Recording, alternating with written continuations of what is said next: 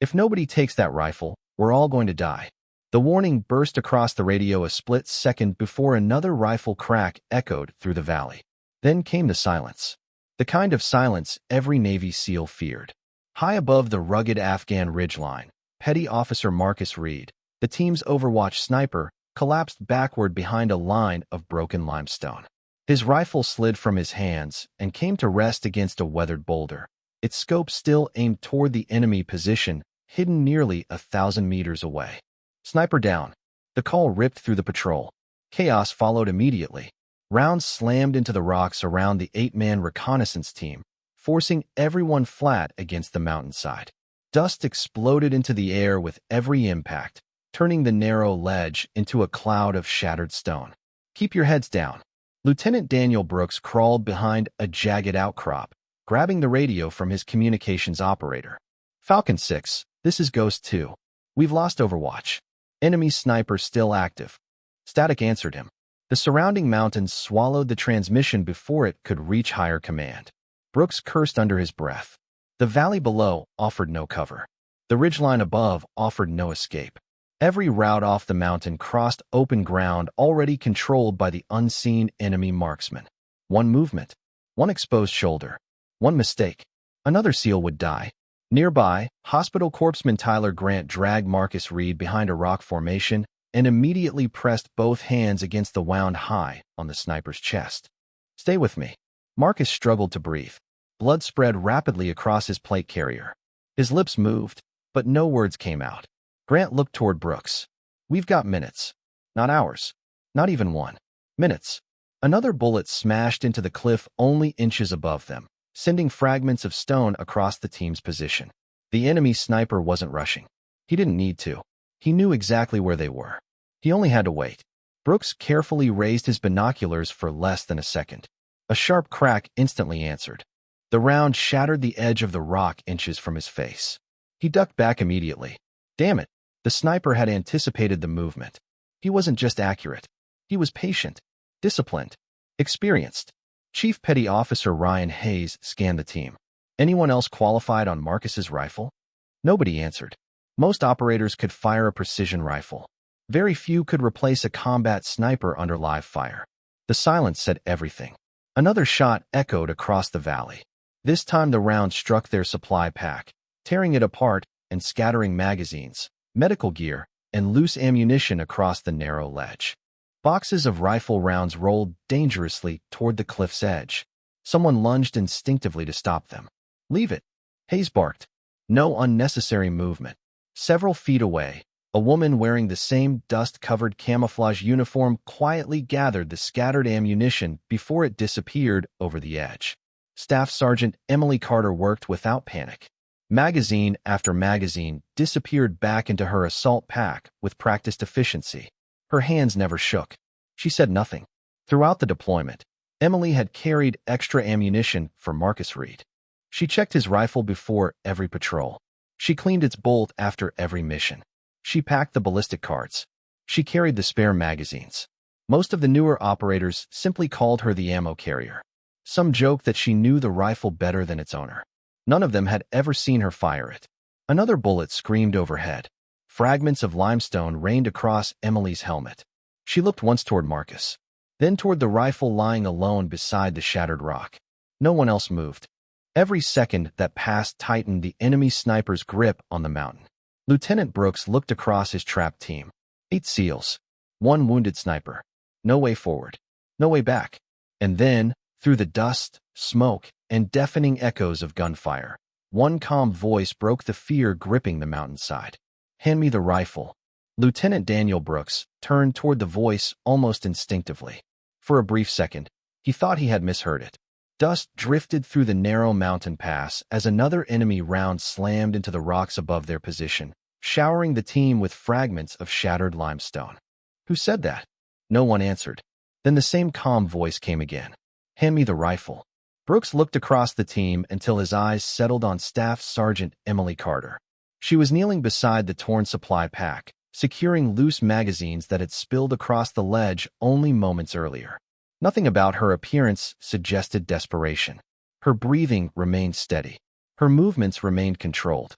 as if the bullets cracking overhead were little more than background noise. Chief Petty Officer Ryan Hayes frowned. Emily, she looked at him. I need Marcus's rifle. Hayes stared for a moment. The sniper's down. I know. You're carrying ammunition. I know. Another rifle shot echoed across the valley. This one struck the ridge 20 yards behind them, sending a shower of gravel tumbling into the ravine below. Marcus Reed groaned weakly as corpsman Tyler Grant continued fighting to stop the bleeding. We're losing him, Grant shouted. Brooks clenched his jaw. Every option seemed worse than the last. Move, and the enemy sniper would fire. Stay, and Marcus might not survive. Chief Hayes crawled beside Brooks. We don't have another qualified sniper. The lieutenant already knew. Every operator on the mountain had completed advanced marksmanship. Only one had spent years specializing in precision engagement. Marcus. And Marcus could no longer lift his own rifle. Emily quietly zipped the ammunition pouch shut before sliding it onto her back. Throughout the deployment, she had rarely spoken unless someone asked her a direct question.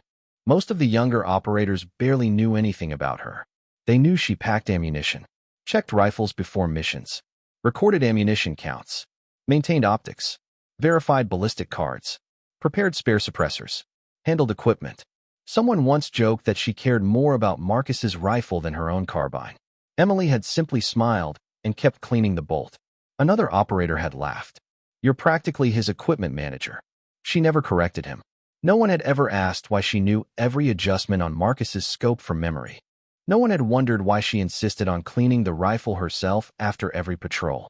And no one had ever seen her ask to fire it. Hayes looked back toward her now. You've handled the rifle. Yes. You know the optic. Yes. But that's different from using it.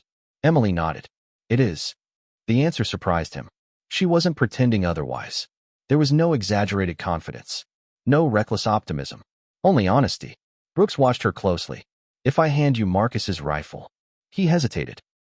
And you miss. Emily finished the sentence for him. The next shot belongs to him. She didn't need to explain who him was. The enemy sniper already owned the mountain. Every second he remained alive tightened the trap around Ghost 2. Tyler Grant glanced over his shoulder while pressing fresh gauze against Marcus's wound. We're running out of time. Marcus's breathing grew shallower. His blood soaked through another bandage. Nearby, the precision rifle still rested where it had fallen. Untouched. Almost waiting. A younger SEAL named Chris Nolan looked toward Emily in disbelief. You've never been our sniper. Emily met his eyes. No. So why are you asking for the rifle? For the first time since the ambush began, something flickered across her face. Not fear. Not pride. Recognition. The quiet expression of someone looking at an old responsibility she had hoped never to carry again. She slowly shifted her gaze toward the rifle lying beside Marcus. Then back toward Lieutenant Brooks. I've carried his ammunition for 6 months. Her voice remained calm. I've carried that rifle even longer. The words settled over the team with unexpected weight. Nobody spoke. Nobody moved. For the first time since the ambush began, Lieutenant Brooks realized he knew almost everything about the weapon lying on the rocks, but almost nothing about the quiet woman asking him to trust her with it. Lieutenant Daniel Brooks held Emily Carter's gaze for what felt like an eternity. Gunfire continued to echo across the valley. The mountain offered no pause for indecision.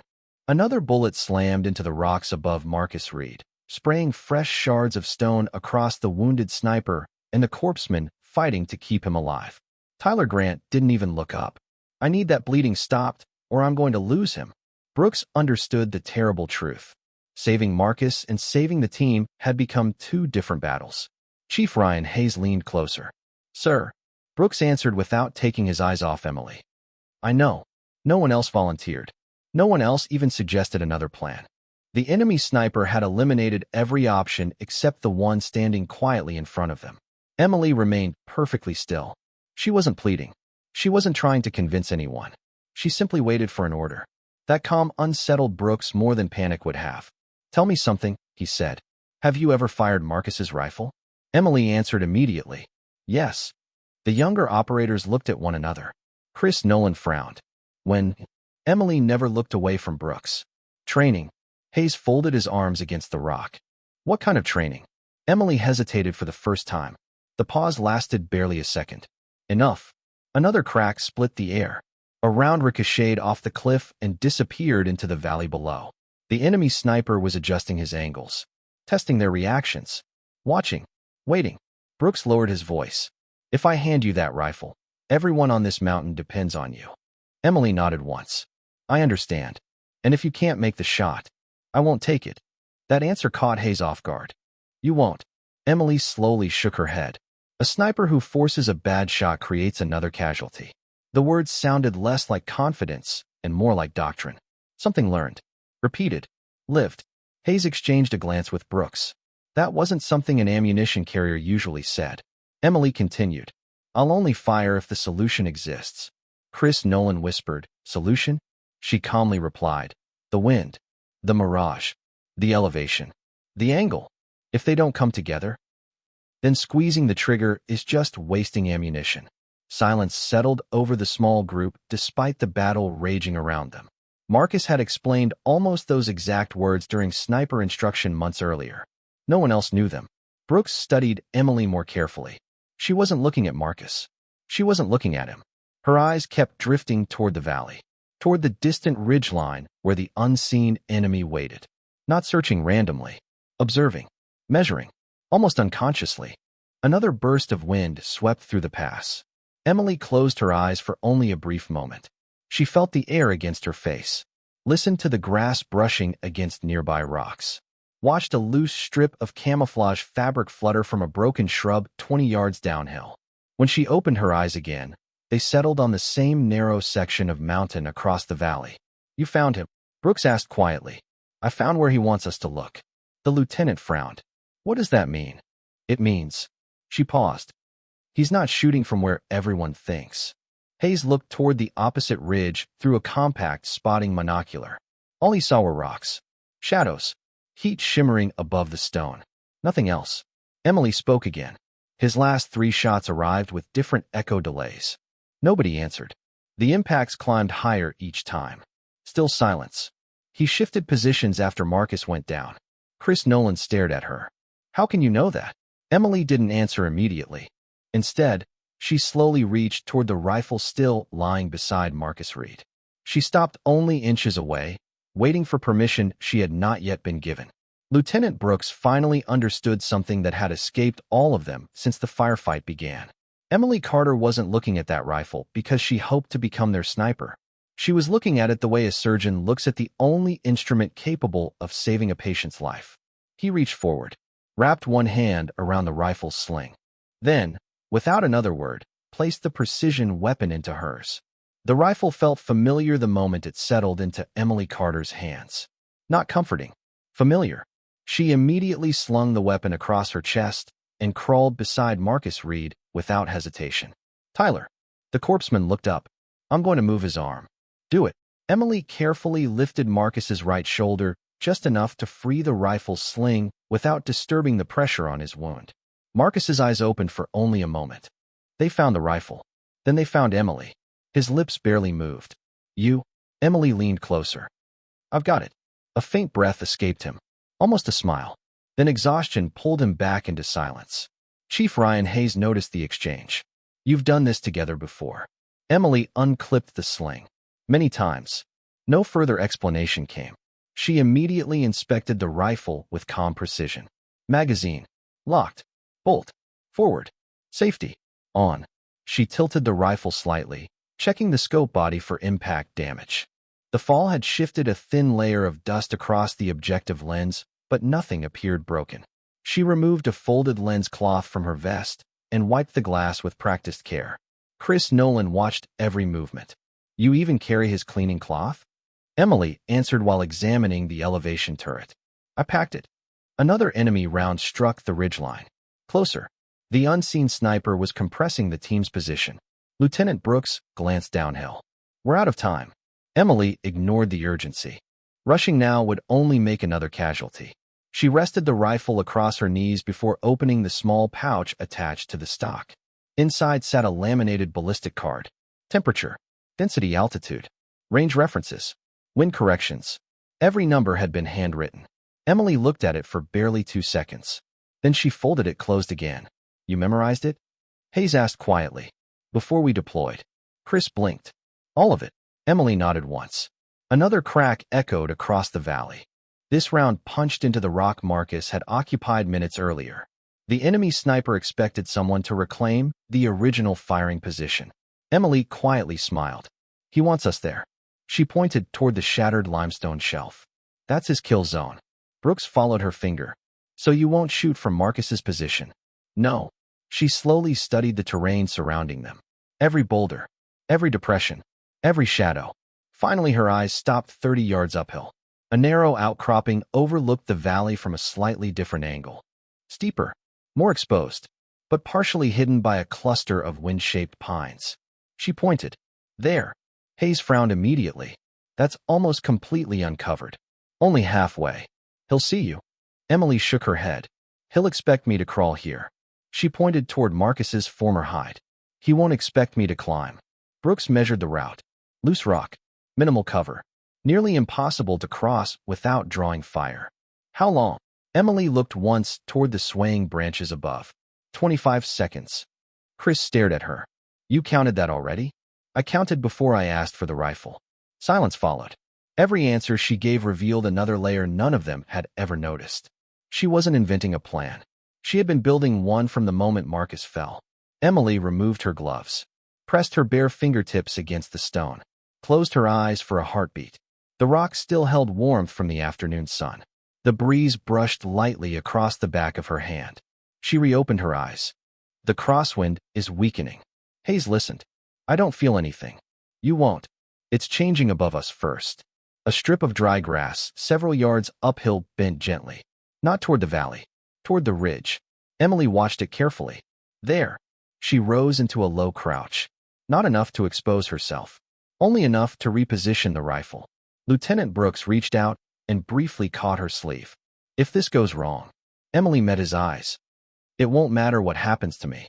She looked toward the trap team spread across the mountainside. It only matters that they get off this mountain. Brooks slowly released her sleeve. Without another word, Emily Carter turned toward the exposed climb, cradling Marcus Reed's rifle with the confidence of someone returning to a duty she had never truly left behind. The first 10 feet were the longest Emily Carter had climbed in years. She moved without haste.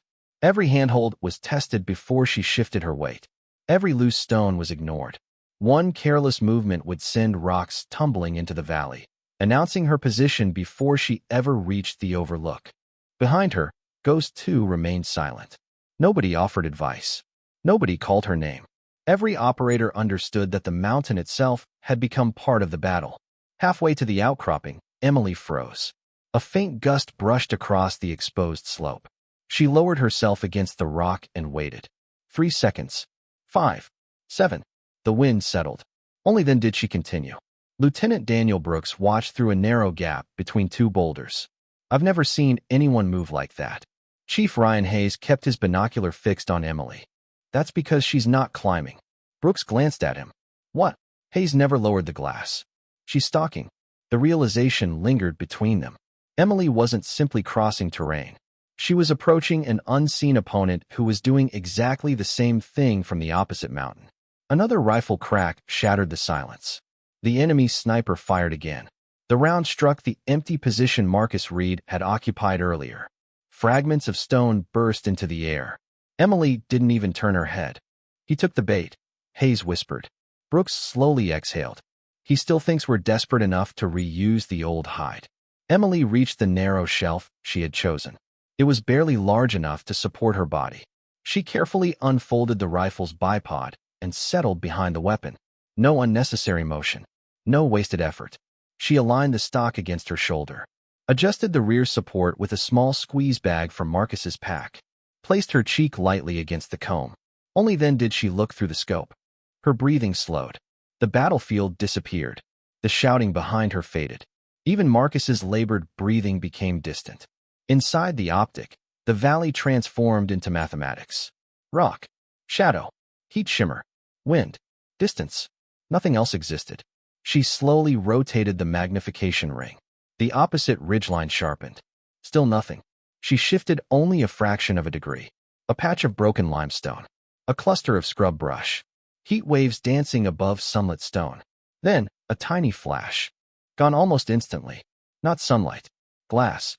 Emily never smiled. She simply whispered to herself. There you are. Back below, Chris Nolan watched anxiously. Can she see him? Hayes answered without looking away. If she couldn't, she wouldn't still be behind the scope. Emily remained perfectly motionless. She ignored the temptation to rush the shot. The flash never repeated, because experienced snipers rarely made the same mistake twice. Instead, she studied everything around it. A broken branch pointing downhill. Fresh scrape marks on pale rock. One section of dust darker than the surrounding ground. Someone had been lying there. Recently, she shifted her aim 6 inches to the left.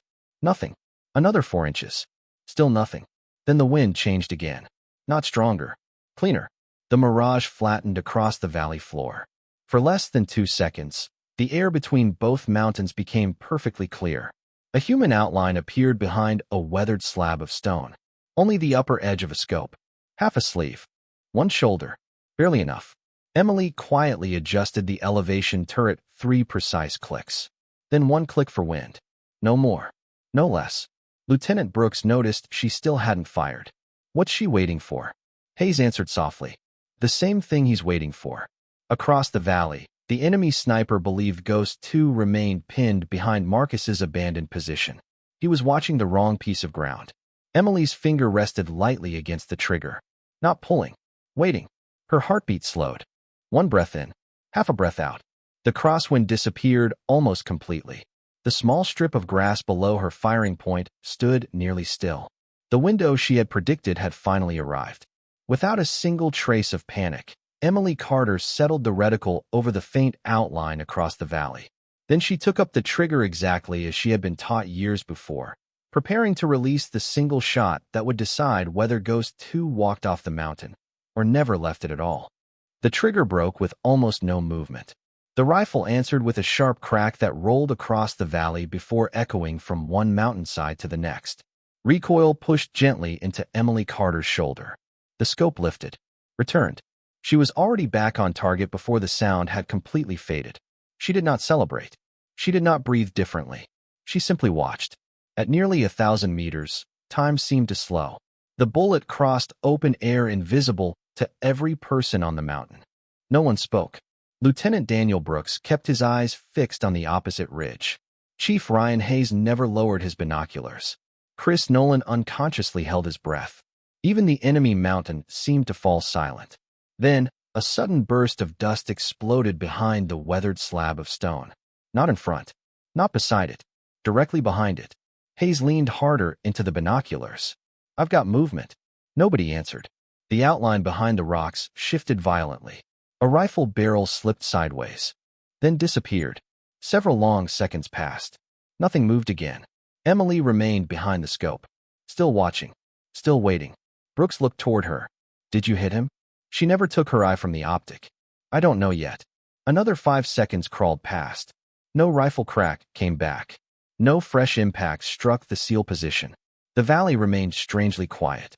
Tyler Grant noticed it first. He stopped shooting. Marcus Reed's labored breathing was now the only sound nearby. Chief Hayes slowly lowered his binoculars. His expression had completely changed. Confirmed. Brooks looked at him. The target is down. No one cheered. Professional soldiers rarely did. Instead, an enormous weight quietly lifted from every man on the mountain. The unseen pressure that had pinned them against the rocks simply vanished. Emily continued observing through the optic for several more moments. Finally, she eased the safety back on. Only then did she pull away from the rifle. He won't be getting back up. Brooks immediately grabbed the radio. Falcon 6, Ghost 2. Static. Then, a voice finally answered. We read you. Relief spread across the team. Brooks spoke quickly. Enemy sniper neutralized. 1 casualty critical. Request immediate extraction. This time the transmission carried cleanly through the mountains. The reply came almost instantly. Extraction inbound. Chief Hayes looked toward Emily. How long until they're here? 8 minutes. Brooks blinked. You know that. Emily quietly nodded toward the sky. The aircraft was already holding outside the valley. Almost on cue, the distant thumping of helicopter rotors drifted across the mountains. Chris Nolan stared at her. You heard that. I felt it. No one questioned the answer. Not anymore. Tyler Grant called from behind the rocks. Marcus has a pulse. Brooks hurried over. The corpseman looked exhausted, his gloves stained dark with blood. He'll make it if we move now. Without another word, every operator immediately began preparing the evacuation. Smoke grenades. Security positions. Landing zone. The mountain that had trapped them minutes earlier suddenly became a place they could leave. Emily quietly folded the bipod, removed the magazine, opened the bolt. The unfired cartridge inside the chamber dropped gently into her waiting hand. She slipped it into Marcus's ammunition pouch before closing the rifle. Chief Hayes noticed. You saved his last round. Emily looked toward the unconscious sniper. It still belongs to him. For the first time since the ambush began, Hayes smiled. Not because the mission had been saved. Because he finally understood the woman who had carried Marcus Reed's ammunition through 6 months of deployment. She had never considered herself his assistant. She had been quietly preparing every day to protect the man she supported if the moment ever came. The helicopter appeared above the ridgeline only minutes later, banking toward the extraction point exactly as Emily had predicted.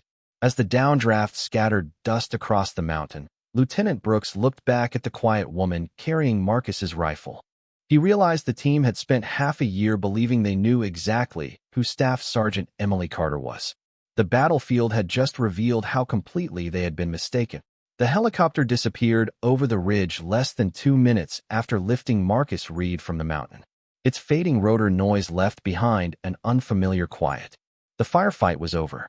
The mission was complete. Yet no one moved toward the extraction point immediately. Ghost 2 remained exactly where they were, as though every operator needed a moment to understand what had just happened. Lieutenant Daniel Brooks walked slowly toward Emily Carter. She had already returned Marcus's rifle to its protective drag bag. The bolt was locked open, the magazine removed, the optic covered. Every piece of equipment rested exactly where Marcus would expect to find it. Emily tightened the final strap before standing. Brooks stopped in front of her. You handled that rifle like it belonged to you. Emily looked at the case for a brief moment. It belongs to Marcus. Brooks waited. She offered nothing more. Chief Ryan Hayes approached, carrying the team's remaining equipment. He rested Marcus's ammunition pouch beside the rifle. You put the unfired round back. Emily nodded. It wasn't mine. Hayes studied her quietly. Most soldiers who had just saved an entire team would have been surrounded by congratulations. Emily seemed almost uncomfortable with the attention. Chris Nolan finally spoke what everyone else had been thinking. How? Emily turned toward him. What do you mean? You were carrying ammunition yesterday. He shook his head. Today you outshot the sniper who pinned an entire SEAL team.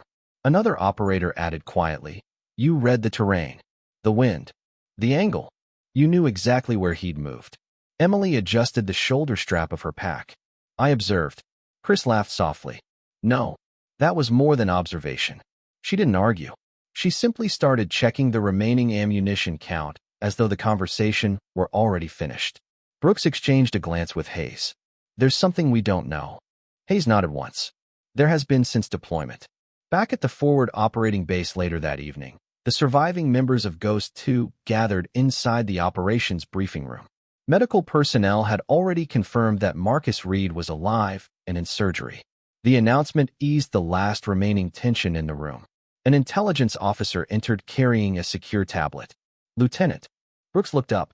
You requested personnel history. I did. The officer placed the tablet on the table. Most of Staff Sergeant Carter's operational record is restricted. Chris frowned. Restricted? Hayes folded his arms. How restricted? The officer tapped the screen. Several pages appeared. Nearly every line carried the same marking. Classified. Mission details withheld. Authorized access only. Brooks slowly scrolled downward. Advanced Sniper School.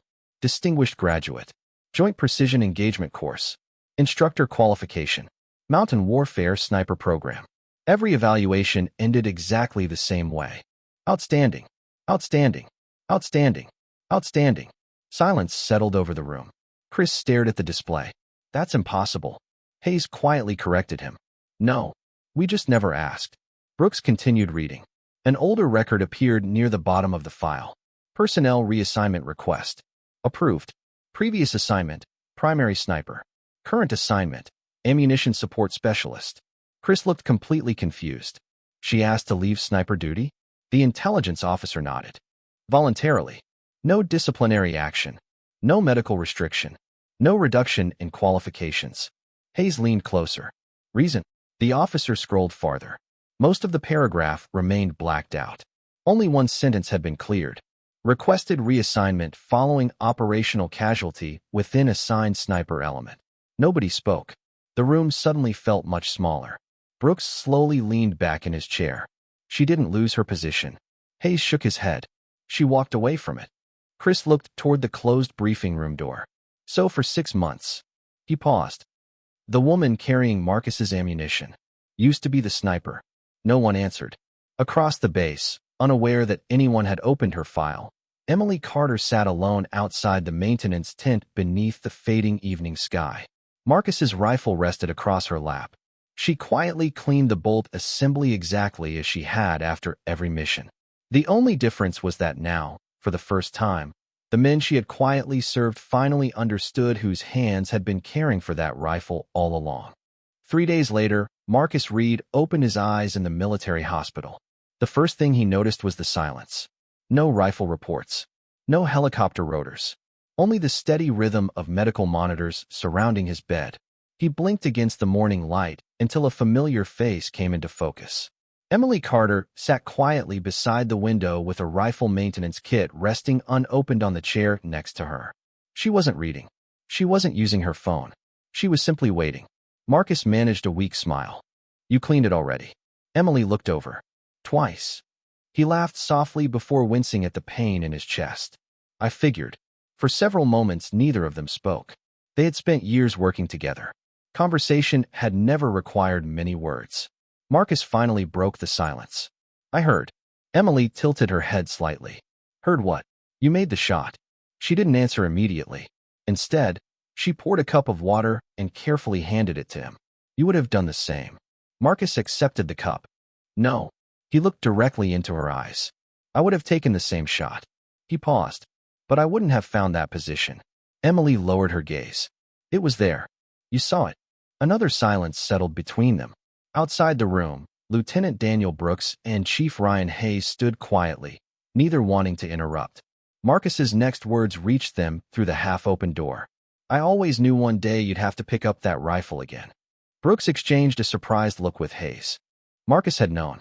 All along. Later that afternoon, Ghost 2 assembled outside the maintenance bay before preparing for another operation. Marcus remained in recovery, leaving one position temporarily vacant. The team's precision rifle rested inside its hard case on the equipment table. No one touched it. Brooks stepped forward. Our sniper position is open. He looked toward Emily. Until Marcus returns. I'd like you to take the rifle. Every eye turned toward her. Several days earlier, that announcement would have shocked the team. Now it simply felt inevitable. Emily remained quiet for a long moment. Finally, she shook her head. Marcus earned that rifle. Brooks nodded. I know. I'm asking you to carry it. Before Emily could respond, Chris Nolan stepped forward. So am I. One by one, the others silently gathered around the table. No speeches. No applause. Only quiet respect. Chief Ryan Hayes picked up the rifle case and carried it toward Emily. I've spent years telling young operators that trust is earned. He rested the case gently in front of her. You earned ours on that mountain. Emily looked around at every face. Only a week earlier, many of them had seen her as the quiet woman responsible for ammunition and equipment. Now no one mentioned her former assignment. No one spoke about carrying magazines. No one joked. The labels had disappeared. Only the soldier remained. Emily slowly placed one hand on the rifle case. I'll carry it. Brooks smiled faintly. That's all I was asking. As the team prepared to move, Marcus's surgeon walked across the training yard carrying a sealed envelope. Lieutenant Brooks. He accepted it. Marcus asked me to give you this. Inside rested a folded note written in Marcus Reed's unmistakable handwriting. Brooks read it once before handing it silently to Emily. She unfolded the paper. Only one sentence appeared. I trusted her with my rifle long before the rest of you did.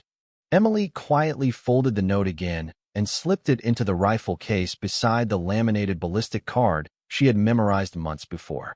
Minutes later, Ghost 2 walked toward the waiting helicopters. This time, the precision rifle rested across Emily Carter's shoulder. No one questioned why. No one doubted whether she belonged there. The mountain had already answered every question that mattered. 6 months later, the mountains looked almost the same. The wind still carried dust through the ridgelines. The silence between distant echoes still demanded patience. But Ghost 2 was no longer the same team that had nearly died on that narrow slope.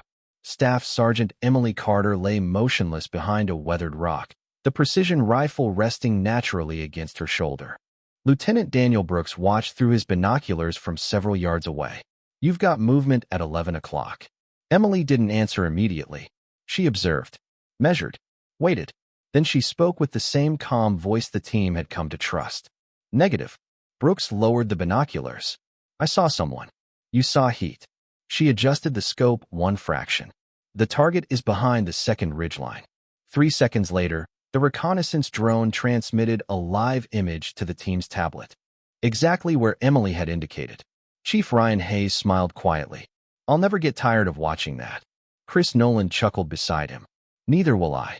The mission ended without a single shot being fired. The enemy position was avoided. The reconnaissance package was completed. Ghost 2 returned safely before sunset. Sometimes the greatest sniper wasn't the one who fired. It was the one who knew when not to.